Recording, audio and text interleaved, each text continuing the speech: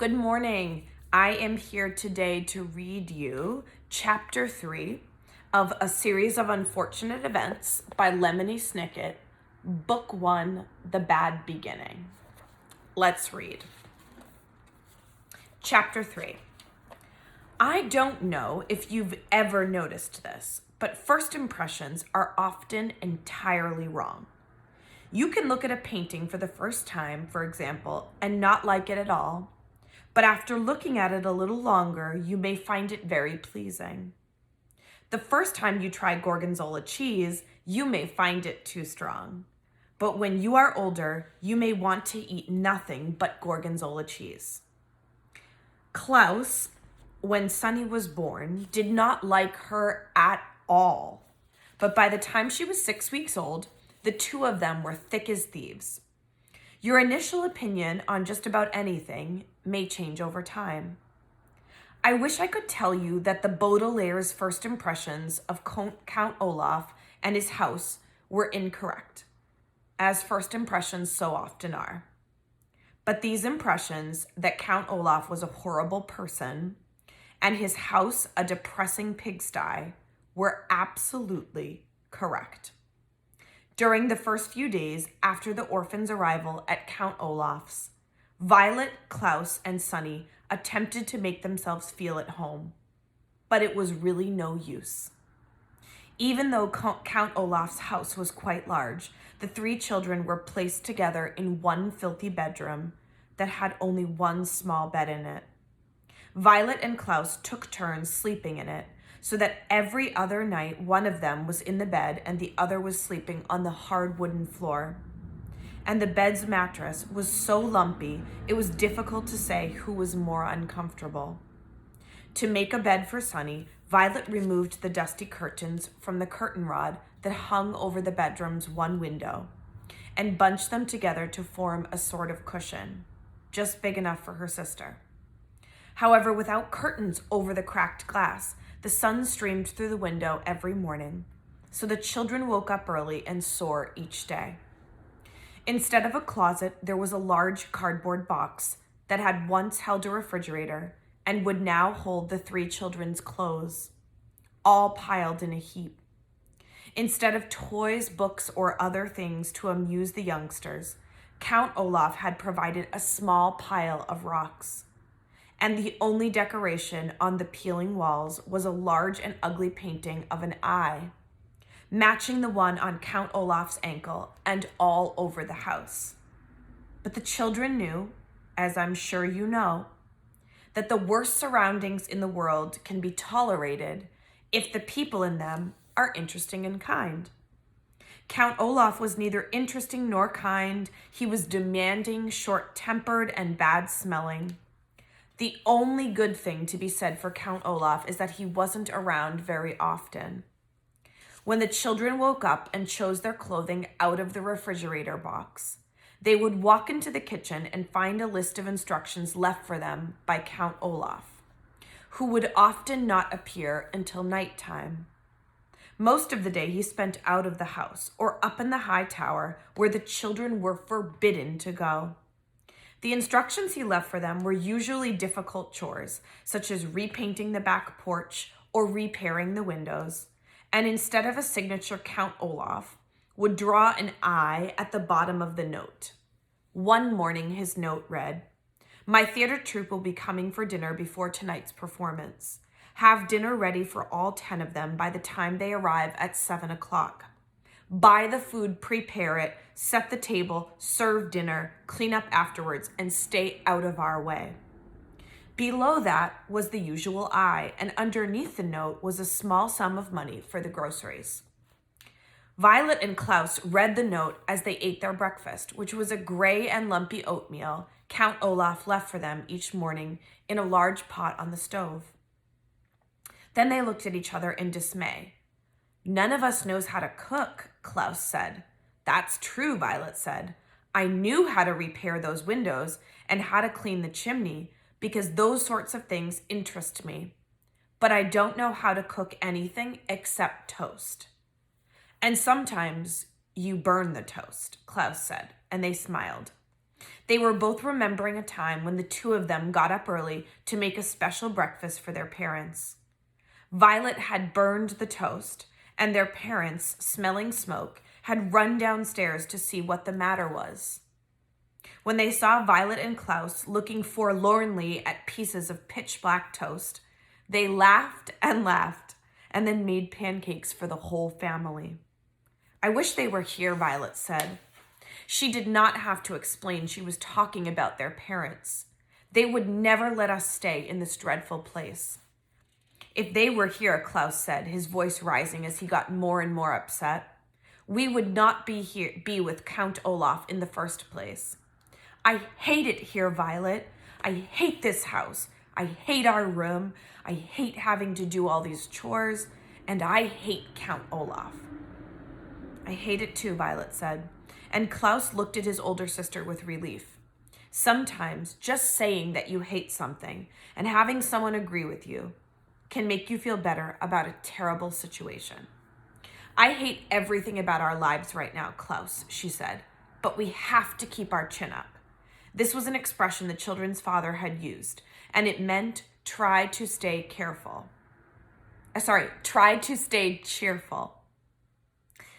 "You're right," Klaus said, "but it is very difficult to keep one's chin up when Count Olaf keeps shoving it down." "Juk!"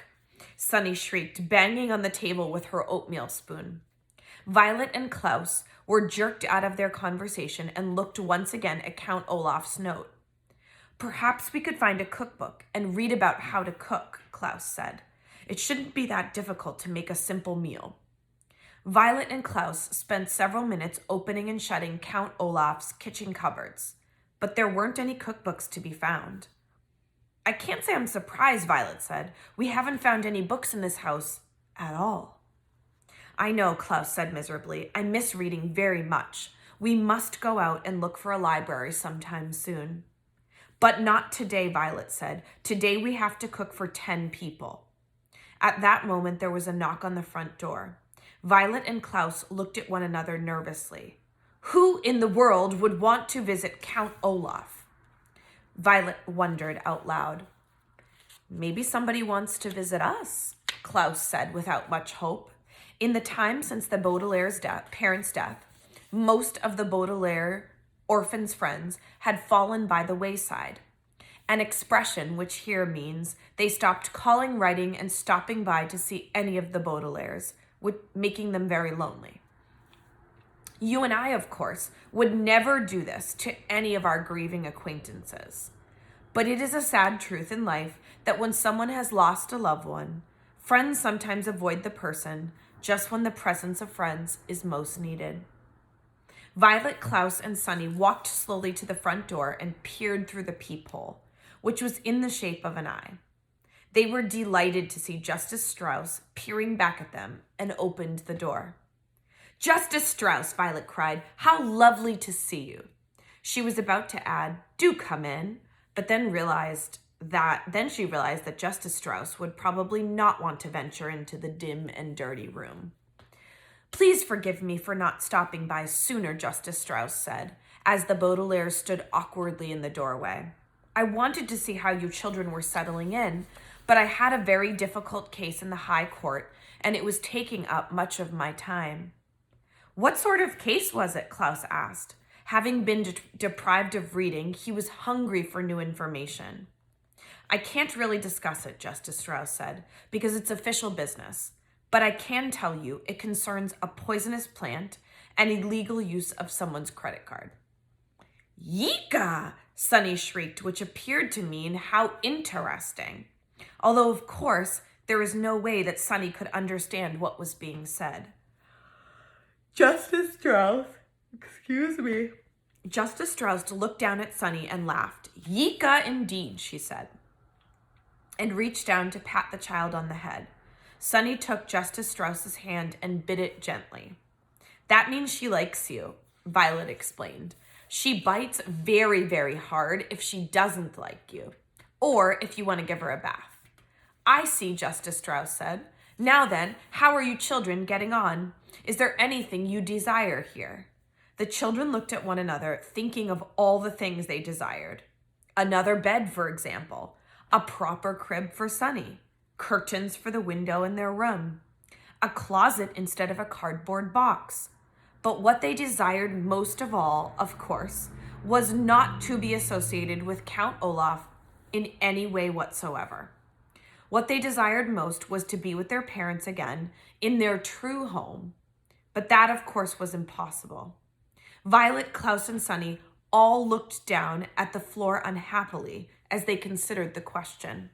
Finally, Klaus spoke. "Could we perhaps borrow a cookbook?" he said. "Count Olaf has instructed us to make dinner for his theater troupe tonight, and we can't find a cookbook in the house." "Goodness," Justice Strauss said. "Cooking dinner for an entire theater troupe seems like a lot to ask of children." "Count Olaf gives us a lot of responsibility," Violet said. What she wanted to say was, "Count Olaf is an evil man," but she was well-mannered. "Well, why don't you come next door to my house," Justice Strauss said, "and find a cookbook that pleases you." The youngsters agreed and followed Justice Strauss out the door and over to her well-kept house. She led them through an elegant hallway smelling of flowers into an enormous room, and when they saw what was inside, they nearly fainted from delight, Klaus especially. The room was a library, not a public library, but a private library, that is. A large collection of books belonging to Justice Strauss. There were shelves and shelves of them, on every wall from the floor to the ceiling, and separate shelves and shelves of them in the middle of the room. The only place there weren't books was in one corner where there was some large, comfortable-looking chairs and a wooden table with lamps hanging over them. Perfect for reading. Although it was not as big as their parents' library, it was as cozy, and the Baudelaire children were thrilled. "My word," Violet said, "this is a wonderful library." "Thank you very much," Justice Strauss said. "I've been collecting books for years, and I'm very proud of my collection. As long as you keep them in good condition, you are welcome to use any of my books at any time. Now, the cookbooks are over here on the eastern wall. Shall we have a look at them?" "Yes," Violet said, "and then, if you don't mind, I should love to look at any of your books concerning mechanical engineering. Inventing things is a great interest of mine." "And I would like to look at books on wolves," Klaus said. "Recently, I have been fascinated by the subject of wild animals of North America." "Book!" Sunny shrieked, which meant, "Please don't forget to pick out a picture book for me." Justice Strauss smiled. "It is a pleasure to see young people interested in books," she said. "But first I think we'd better find a good recipe, don't you?" The children agreed, and for 30 minutes or so they perused several cookbooks that Justice Strauss recommended. To tell you the truth, the 3 orphans were so excited to be out of Count Olaf's house and in this pleasant library that they were a little distracted and unable to concentrate on cooking. But finally, Klaus found a dish that sounded delicious and easy to make. "Listen to this," he said. "Puttanesca. It's an Italian sauce for pasta. All we need to do is saute olives, capers, anchovies, garlic, chopped parsley, and tomatoes together in a pot and prepare spaghetti to go with it." "That sounds easy," Violet agreed. And the Baudelaire orphans looked at one another. Perhaps with the kind Justice Strauss and her library right next door, the children could prepare pleasant lives for themselves as easily as making puttanesca sauce for Count Olaf. That is the end of chapter 3. I'll see you tomorrow for chapter 4.